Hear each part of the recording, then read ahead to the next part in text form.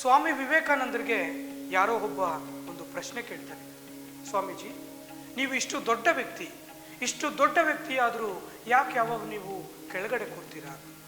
ಅದಕ್ಕೆ ಸ್ವಾಮಿ ವಿವೇಕಾನಂದರು ಹೇಳಿದ್ರಂತೆ, ಕೆಳಗಡೆ ಕೂತ ವ್ಯಕ್ತಿಗೂ ಯಾವತ್ತಿಗೂ ಬೀಳಲ್ಲ.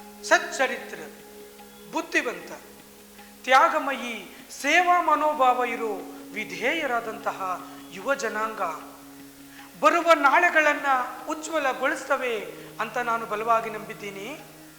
ನನ್ನ ಈ ಯೋಜನೆಗಳನ್ನು ಸಾಕಾರಗೊಳಿಸೋದಕ್ಕೆ ತಮ್ಮ ಜೀವನವನ್ನು ಮುಡುಪಾಗಿಟ್ಟು ಆ ಮೂಲಕ ತಮ್ಮ ಮತ್ತು ಇಡೀ ದೇಶದ ಉನ್ನತಿಗಾಗಿ ಶ್ರಮಿಸೋ ಯುವಕರು ನನಗೆ ಬೇಕಾಗಿದ್ದಾರೆ. ತನ್ನ ಮುಕ್ತಿಯ ಜೊತೆಗೆ ಜಗದ ಒಳಿತು, ಭವಿಷ್ಯದಲ್ಲಿ ನೀವು ಏನಾಗಬೇಕು ಅಂತ ಇದ್ದೀರಾ ಅನ್ನೋದನ್ನು ನಿರ್ಧರಿಸೋ ಕಾಲ ಬಂದಿದೆ.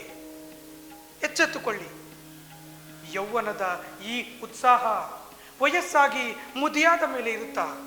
ಹೇಳಿ, ಕಾರ್ಯೋನ್ಮುಖರಾಗಿ ಅಂತ ವಿವೇಕಾನಂದರು ಯುವಕರನ್ನ ಎಚ್ಚರಿಸಿದ್ದಾರೆ.